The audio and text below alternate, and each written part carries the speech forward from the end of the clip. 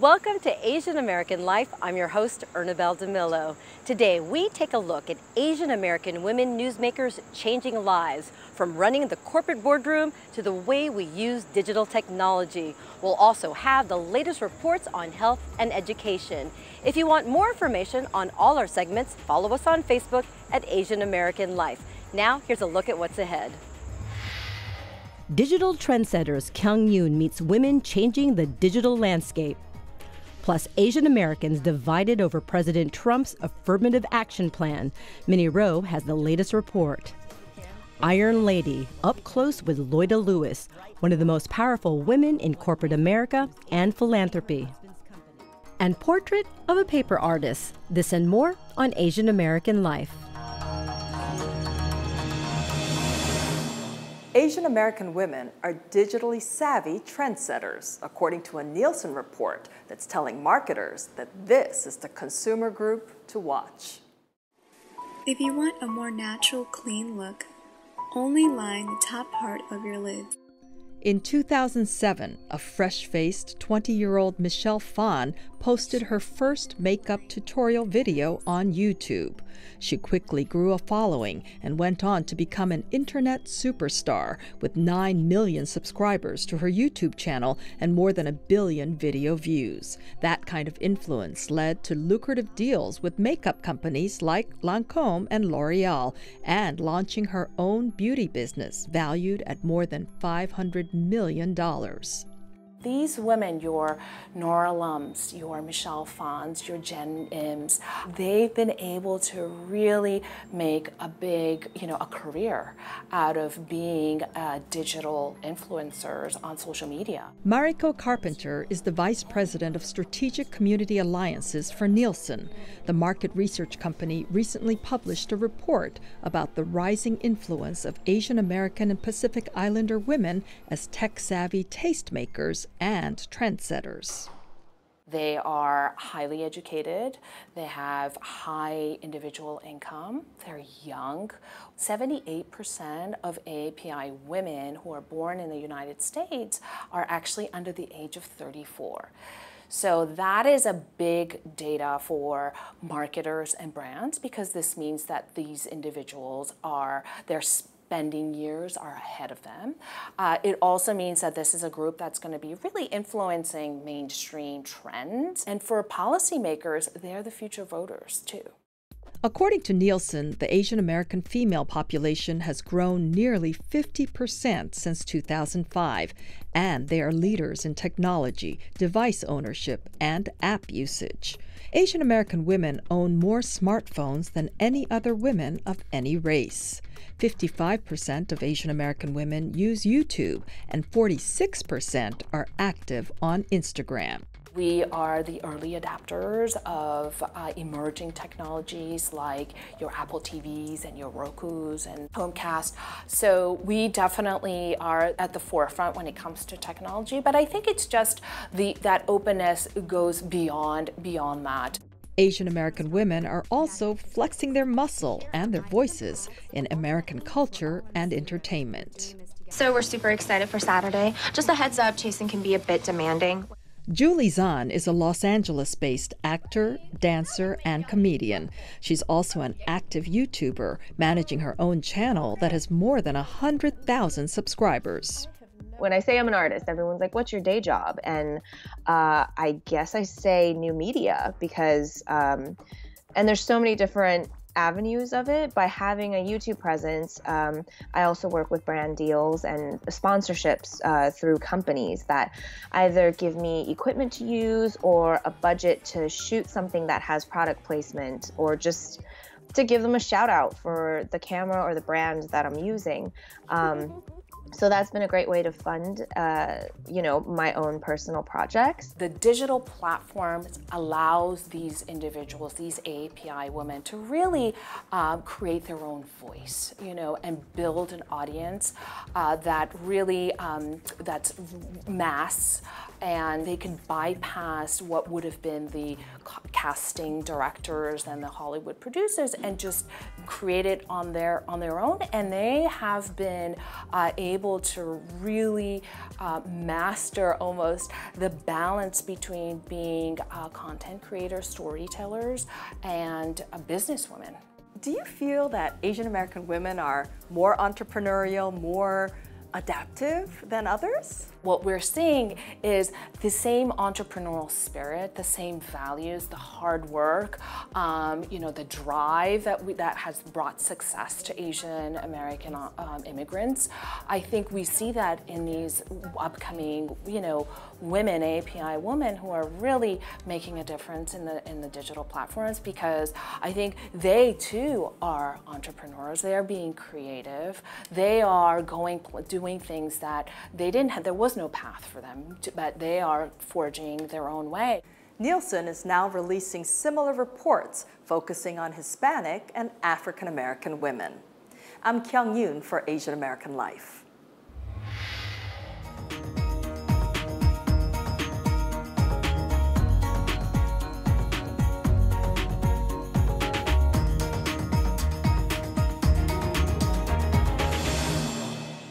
I'm Minnie Roh. Affirmative action in higher education has always been a hot-button topic. It is a highly divisive issue, particularly in the Asian American community, with some claiming that the policies that originally were meant to help this population are now holding them back. Ladies and gentlemen, today is another major milestone in Asian Americans' fight for equal education rights. In 2014, 64 Asian Americans filed a lawsuit against Harvard University. The claim that unfair and discriminatory admission practices cost them their place at the top Ivy League school. The Justice Department has signaled it will re-examine this complaint, which could open the door to a renewed debate about the constitutionality of affirmative action. The issue has been framed or cast as Asians being denied seats because of affirmative action. In other words, seats were given to some people who were less qualified. Joyce Moy is the executive director of the Asian American Asian Research Institute. She says the lawsuit points to an increasing belief among Asian Americans that top colleges and universities are holding them to a higher standard than other groups and may be applying caps on admissions.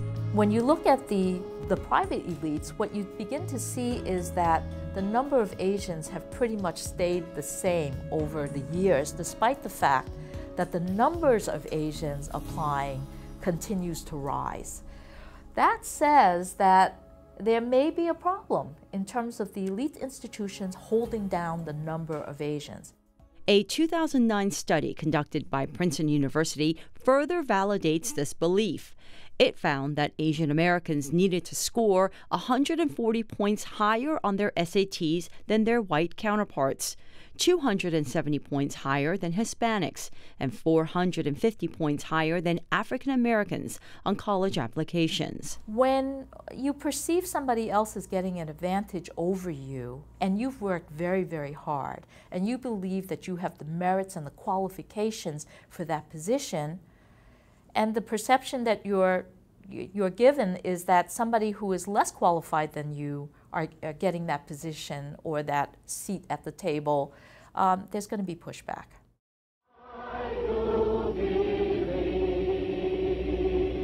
It was during the turbulent civil rights era of the 1960s that our nation's leaders created affirmative action to rectify the injustice to populations that had historically faced tremendous discrimination and oppression.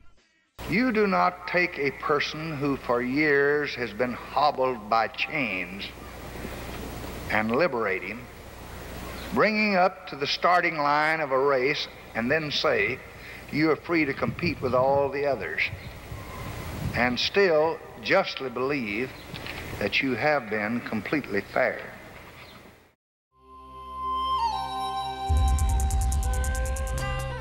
There is a long history of discrimination against Asian Americans in this country, starting with the Chinese Exclusion Act of 1882 until 1943. Chinese were not allowed to become U.S. citizens.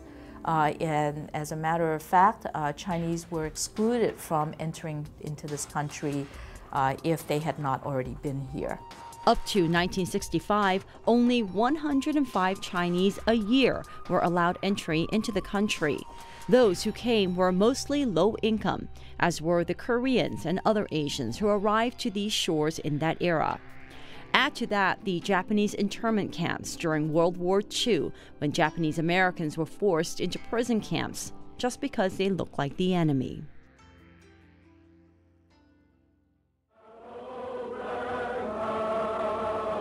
In the push for a better society in the 60s, civil rights and so on, there was an attempt to rectify it and jumpstart opportunities for these disadvantaged populations.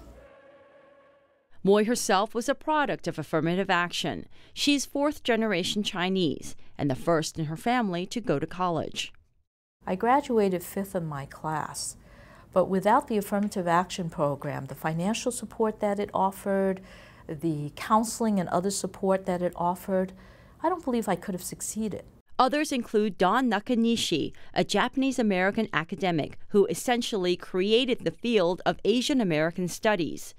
Evelyn Hugh DeHart, a Chinese-American author and professor of history and American studies in universities nationwide. These are just two examples of the immeasurable number of Asian Americans who credit affirmative action for their success.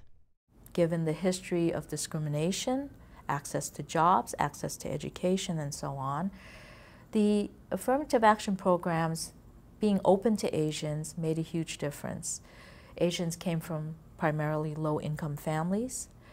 Their parents were fairly new immigrants, many of whom did not speak English and did not know how to navigate the system.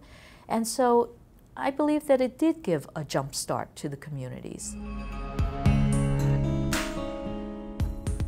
But times and the demographics of this country have changed since the 1960s. In 2017, the face of the socioeconomically depressed is no longer primarily one of color. Therefore, Moy says simply equating affirmative action with race, rather than focusing on the whole picture, including race and the socioeconomic needs, is why there is still so much racial tension on college campuses today.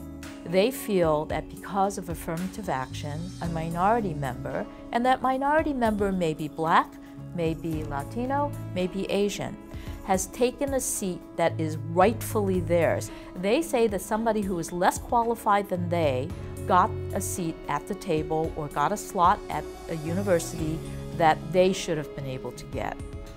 Historically, several cases have made their way up to the U.S. Supreme Court.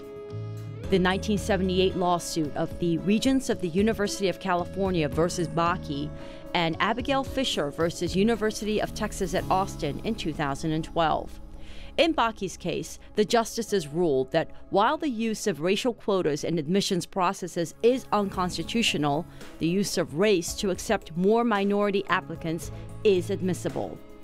In the Fisher case, the court again ruled in favor of affirmative action, further validating the use of race in admissions policies. There's no constitutional mandate that an affirmative action program exists. What the mandate is from a constitutional point of view is that there should be no discrimination based on race, gender, creed, and so on. It perhaps needs to be revisited because of the changing populations and the changing economics of this country and so on. But at the same time, I personally believe, that there is a real need to continue to support these programs. Moy states that ensuring equal access to programs like Head Start, Pre-K, and other resources is key to creating a level playing field. The entire nation, including Asian Americans, must take an active role in demanding all men and women in this country should be equal in their pursuit of higher education. Most recently, the New York Times reported that the Justice Department will investigate whether colleges and universities' admissions intentionally discriminate based on race, which opens the door to further debate on this issue. I'm Minnie Roh for Asian American Life.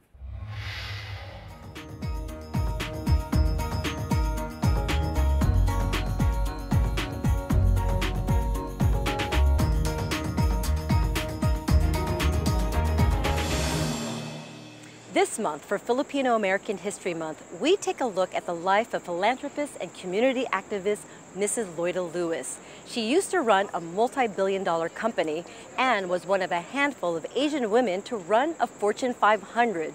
And while she may be retired from the day-to-day business of running a major company, we found she's keeping very busy.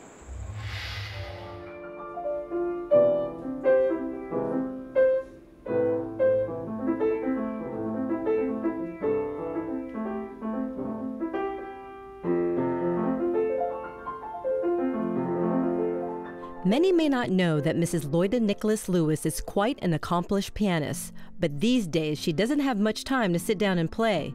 She is busier than ever. With the 25th anniversary of her husband's death approaching, she's working on a documentary about his legacy. Reginald Lewis was the first African American to lead a billion-dollar Fortune 500 company.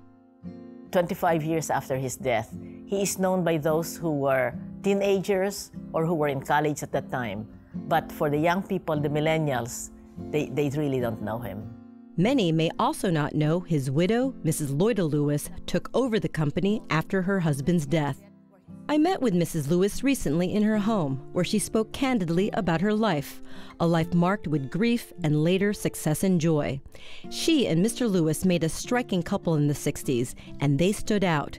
She was a Filipina married to a black man, just 2 years after the Supreme Court ruled that laws prohibiting interracial marriages were unconstitutional. So in 1969, what was it like to be an Asian woman married to a black man in the United States? We were not raised to be identifying people according to color of skin. So they're black, white, what was that? You know, I'm married to him. So I never felt discriminated against, either in the black community or in the white community. How about in the Asian community? Asian community, yes. I know Filipinos are racist, so I very seldom attended a Filipino affair with him because I know that, you know, I don't want him to be disrespected. Mrs. Lewis is not known for mincing words. She speaks what's on her mind, and it's probably one reason she was able to lead her husband's company. It's very daunting. I've never run a business before, but my parents are entrepreneurs. From the time I was growing up, I hear my father dealing with, how much is the shrimp? Oh, that's too much. You know, he was making deals. It was nothing to me negotiating or, and as I treat people the same, whether they are my managers or where they are the floor leader in the factory. I treat them all the same. Mrs. Lewis was born in Sorsogon, a small town in the Philippines. She says her father always saw a leader in his young daughter. He was so sure that I would be something. So when I was 9 years old, we had a movie house in Sorsogon, and he named it after me, Loida Theater, so that when I run for public office, I already have name recognition. That was the plan. After law school, Lewis was supposed to return to her hometown and maybe run for public office. But there was a detour to the United States that changed her life forever. She met Reginald Lewis, then a hard-working attorney, on a blind double date. We talked nonstop. Anything I say, he had something to say. And anything he said, I had something to add. 6 months later, they were married. When you told your parents who you were going to marry, what was their reaction? They just saw that their older daughter was in love. And so my father gave me a wonderful wedding. Their story almost sounds like a fairy tale. Boy marries girl, moves to New York, raises 2 girls, and then makes billions. Literally. The ambitious and driven Harvard Law School graduate who was raised by a single mom bought Beatrice, a food company, in a leveraged buyout in 1987 for $1 billion. The company became the largest owned by an African American. Mr. Lewis soon moved the family to Paris, where the company had offices. I always tell that was living the life of the rich and famous. He had his own plane. He had limousines. We had a 25-room apartment in Paris. He had 4,500 employees. It was originally 64 companies in 31 countries. In his mind, you buy a company, leverage buyout, meaning you borrow all the money, make it profitable, reduce the debt, and then sell. But 5 years later, he was diagnosed with brain cancer. And 6 weeks later, he died. So that was totally the toughest, the darkest night of my soul. Mrs. Lewis mourned for 1 year. Then, despite pushback from some of the investors, she took over as CEO of Beatrice. Her first task was to cut costs. She's credited for helping to navigate the company after her husband's death before selling it off in 1999. After stepping down as chairwoman and CEO, she continued to run the Reginald F. Lewis Foundation. She is also a co-founder of the civil rights organization, the Asian American Legal Defense and Education Fund, and she is a big campaign contributor to minorities and women in public office, including New York Senator Kirsten Gillibrand. We are the captain of our destiny. So, as much as we can, let's do what we can do to right a wrong. And she's a proud mother and grandmother. They are my pride and joy because they have been able to graduate cum laude from Harvard. With the 25th anniversary of her husband's death coming up, she wants to ensure his accomplishments are not forgotten. How do you want the world to remember Mr. Lewis? Reginald Lewis. He was young, gifted, and black, and ambitious, and tenacious in what he wanted to do. And so he reached his dream. For Asian American Life, I'm Ernabel Demillo.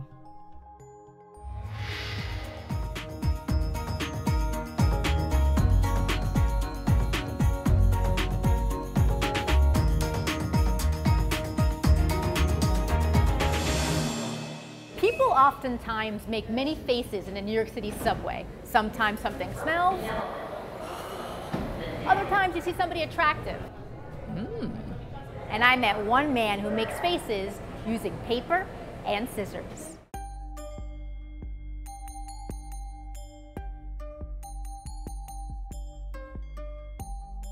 I think it's immensely impressive and fascinating that he's able to just do that with scissors. This is incredible because it's a mini stencil, so and he's using the scissors. It's just amazing. Meet Ming Liang Lu, or Magic Ming, the only self-described facial paper portrait cutter in the world. Nobody makes artist, only me. Just me. This time, America just me, China just me. I got to use Times Square. I see a lot of painting artists painting very bad portrait. I say, oh, you just draw it, looking no nice. Maybe I cut it nice. Ming, who was born in Shanghai, started studying calligraphy with his father at 5 years old. Since then, he's mastered stone sculptures and stamp seal carvings. He credits his paper cutting talents to his years of art training. A lot of paper cutting artists sometimes draw it first. Draw it, something painting, a knife cut it. I just see it. My stick, just stick one side, two side, three side, four side. Inside a little bit up. Ming quickly cuts portraits with black origami paper as commuters wait for their trains. The collage on his wall represents the thousands of people he's cut for 11 years on Union Square's L train platform. I love it, you know. Sometimes my home, maybe this time it got almost got 10,000, 20,000, this finished original portrait. He just captured my likeness in 4 minutes. I would hire him for a birthday or wedding or whatever. That's freaking cool. I can't wait to get it at home, try to do something bigger with it. Real happy with it. Although Ming does do special events, museums love his art as well. This past year, Ming was featured at the Metropolitan Museum of Art, and before that, at the American Museum of Natural History. And when Ming is not on the L train platform or in museums, he can be found sharing and teaching art at the Chinese Cultural Center and throughout New York City. I got a lot of painting students, paper cutting students, calligraphy students. Saturday, Sunday, I got school, you got a class, my teacher class. Sometimes after school program, I teach it after school. Of course, my cameraman and I couldn't leave the platform without getting our portraits done as well. I'm Tina Beth Pina for Asian American Life.